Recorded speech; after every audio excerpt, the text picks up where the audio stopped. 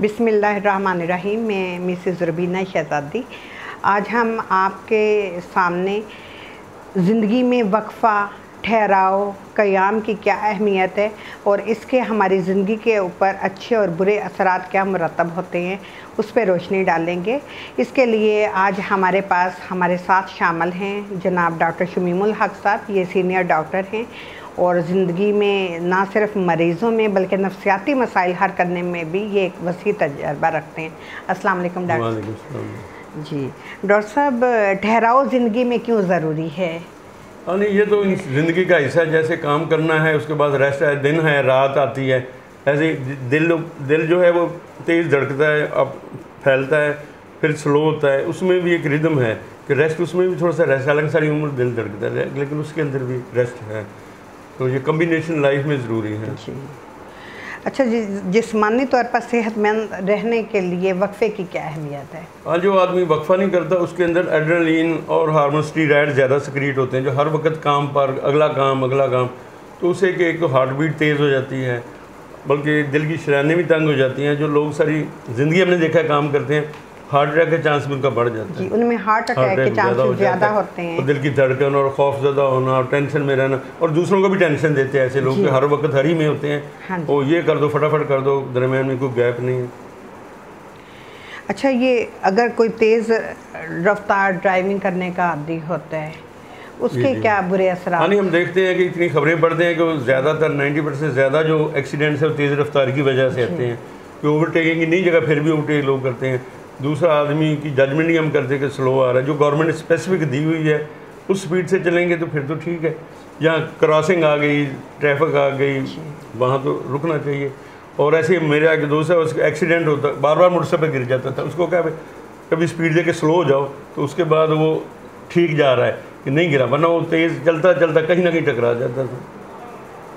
चलें डॉक्टर साहब, फिर ये कहा जा सकता है कि अगर रूल्स को फॉलो करें तो उसमें खुद ब खुद वक्फा आता जाएगा जी।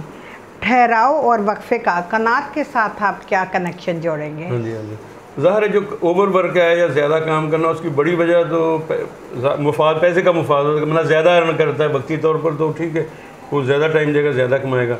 लेकिन अल्टीमेटली जिस्म एग्जॉस्ट हो जाता है, उसकी बॉडी, उसका, क्योंकि रेस्ट का टाइम नहीं मिलता, प्लानिंग का टाइम नहीं मिलता। रेस्ट करे तो इंसान प्लानिंग कर सकता है, रीअरेंज कर सकता है अपनी चीज़ों को, सोच सकता है मैं ज़्यादा आगे तो नहीं चला गया, इधर उधर भी देख सकता है। तो ये है कि ये ज़रूरी है कि हम ज़िंदगी में वक्फा रखें, तो उससे बेहतर ज़िंदगी गुजरती है। और हम ये भी कह सकते हैं कि इंतहा पसंदी कभी भी किसी भी तौर पे काबिल कबूल नहीं है। आपकी बात, इंतहा पसंदी भी इसी की रीज़न है कि जो किसी मज़हब की या किसी किस्म की इंतहा पसंदी है, वो इतने एक्सट्रीमिस्ट हो, दरमियान में रुकावट नहीं, वक्फा नहीं, रीथिंक नहीं करते, तो एक ही चीज़ के पीछे लग जाते हैं दिन रात। तो फिर इतने एक्सट्रीमिस्ट पता है कि वो बम धमाका भी करें तो उनको बुरा नहीं लगता। अच्छा डॉक्टर साहब, आजकल के माशरे में हम अपने बच्चों की पढ़ाई के बारे में बहुत कंसर्न होते हैं। हम पेरेंट्स तवक्को कर रहे होते हैं कि बच्चे हमारे ज़्यादा से ज़्यादा अच्छी पोजीशन लें, और उनका इसमें आप और मुसलसल इम्तिहानात की तैयारी में बच्चे मुसलसल जागते हैं, तो उसके क्या बुरे असरात? हाँ, नहीं, एक तो हम देखते हैं कि बच्चों के, जैसे आप कहते हैं कि मार्क्स अच्छे के लिए बच्चे पहले स्कूल जाते हैं, फिर ट्यूशन पढ़ते हैं। कई बच्चे हमारे पास पूछते हैं तो उनको खेलने का कोई टाइम नहीं मिलता। वो बड़ा माइनस इफेक्ट होता है कि बच्चे को रेस्ट ट्यूशन के दरमियान या ट्यूशन के बाद या पहले, लेकिन वो अगर किताबें ही पढ़ता रहेगा तो वो देखें, वो बच्चों में काबिलियत भी पैदा नहीं होती है, फिज़िकली भी इतने स्ट्रॉन्ग नहीं होते। ऐसे इम्तिहानों के करीब कई बच्चे रात को भी पढ़ते हैं, वालिदैन भी रात दिन पढ़े, तो उनके, वो हमारे पास बच्चे आते हैं, वो कहते हैं हमारी याद है, सवाल भूल गए थे, कन्फ्यूजन हो जाती है। अगर आप रेस्ट नहीं दिमाग को देंगे तो सवाल या जो आपने चीज़ें याद की हुई हैं ना, वो मिक्सअप हो जाती हैं। अच्छा डॉक्टर साहब, आप ये बताएं कि कुछ ठहराव, वक्फा, क़याम अगर हम करते हैं तो उसमें नई प्लानिंग, नई सिमत में हमारे लिए क्या अली मुफीद है? डेफिनेटली कि अगर हम रीथिंक कर सकते हैं कि हमारा ज़हन एक ही तरफ है कि स्पीड बढ़ाने में ही है और बाकी चीज़ों पर नहीं है, तो हमें नुकसान उसका होगा। लेकिन अब रेस्ट करते हैं, ब्रेक करते हैं, तो हम सोच सकते हैं कि हम किधर को जाना है, कोई रास्ता किसे पूछ सकते हैं। कई लोग रास्ता भी नहीं पूछते, जब आगे 10 किलोमीटर चले जाता फिर पता लगता है। और जुर्माना का, अब जो तेज़ स्पीड की वजह से आपको पता है वो टाइम बचाने के लिए तेज़ चलाते हैं, लेकिन जब जुर्माना ट्रैफिक वाले रोकते हैं 15-20 मिनट उधर ज़ाया हो जाते हैं उनके। डॉक्टर साहब, क्या आप समझते हैं कि ज़िंदगी में तवाज़न पैदा करने के लिए ठहराव बहुत ज़रूरी है। नहीं, डेफिनेटली जो रिदम फिर ही लाइफ की बनती है कि काम करें, रेस्ट करें, फिर जो भी है।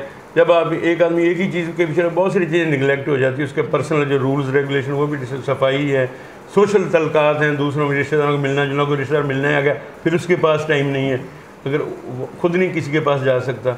तो लाइफ एक्चुअली सारी चीज़ों का ही है कि आप कमाएँ भी, मेहनत भी करें, लेकिन मिलें जुलें भी, सोशल लाइफ तो फिर ही बेहतर रहती है। अच्छा, हम इसे थोड़ा एवेल्यूएट कर लें कि मुसलसल काम, मुसलसल मसरूफियत ज़िंदगी पे क्या अच्छे असरात पैदा करती है? नहीं, मुसलसल यही काम करने का फ़ायदा तो होता है, आपकी गेन, आप ज़्यादा चीज़ें गेन करते हैं पैसे वाइज, या आपकी तरक्की भी हो जाती है बाज़ का।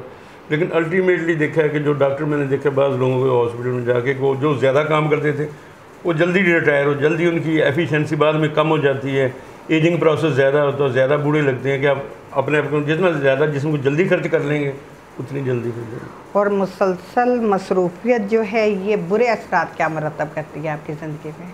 हाँ, यही है कि चिड़चिड़ापन आ जाता है आप में, और फिज़िकली भी फिट नहीं आप रहते। दूसरा ये कि कोई हार्ट के प्रॉब्लम हो जाते हैं, और बहुत सारी चीज़ें आप मिस कर जाते हैं जो आप समझते हैं कि मैंने पहले करनी चाहिए। डॉक्टर साहब, ज़हनी इस्तेदाद पे इसका क्या असर पड़ता है?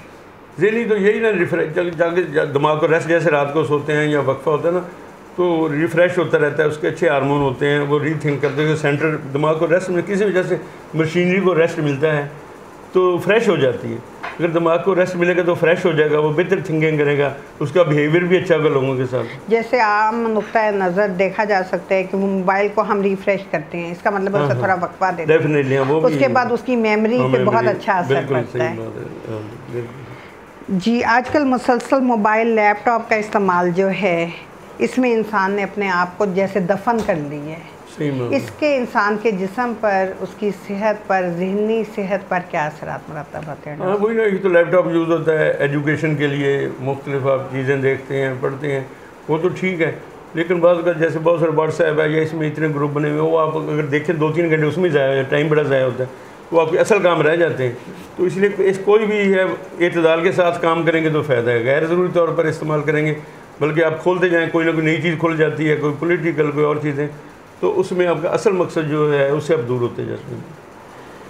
हम यही पैगाम वाज़ा करना चाह रहे हैं पूरी पब्लिक को कि ज़िंदगी में एतदाल जो है वो बहुत ज़रूरी है। हम ज़िंदगी में तवाज़ुन कायम ही तभी रख सकते हैं जब हम एतदाल से काम लें।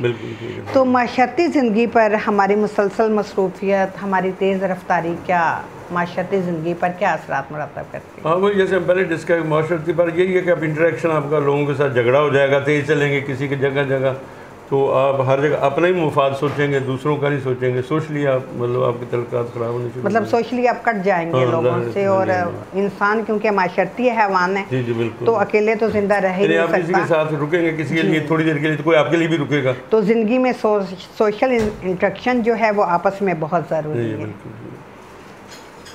खिलाड़ियों की जीत में ठहराव किस हद तक असरअंदाज होता है? अच्छा जी, बस यही है कि जैसे खिलाड़ी भी गेम में भी ऐसे ही है कि जैसे हॉकी में बॉल को रोकना, चलाना, सारा कुछ यही, जो खिलाड़ी अकेला ही बॉल लेके जाता है तो रस्से में छिन जाती है, को पास करता है, वेट करता है, देखता है किधर फेंकना है। ऐसे क्रिकेट में हमने देखा है जो चौके छिक्के हर बॉल पर लगाता है, सोचता नहीं है, वेट नहीं करता है, किसी बॉल को छोड़ दे वो तो खड़ा रहेगा क्रीज पर, तो जो हर बॉल को हिट करेगा अल्टीमेटली वो जल्दी आउट हो जाता है। बजा फरमा रहे हैं डॉक्टर साहब। अच्छा जी, एक फैमिली प्लानिंग का स्लोगन है हमारा जो गवर्नमेंट है उससे काफ़ी प्रमोट कर रही है, वक्फा बहुत ज़रूरी है। जी जी, हाँ ये भी इसीलिए बनाया था। एक तो हमारी पॉपुलेशन बहुत ज़्यादा है, सो वसाइल हमारे नहीं। दूसरा ये था कि पहला बच्चा बड़ा हो जाए, बात का तो बच्चा 1 साल का वक्फा भी नहीं होता, फिर और बच्चे के और दूसरा बच्चा जो आ जाता है तो फिर पहले बच्चे की सेहत पर इफेक्ट होता है।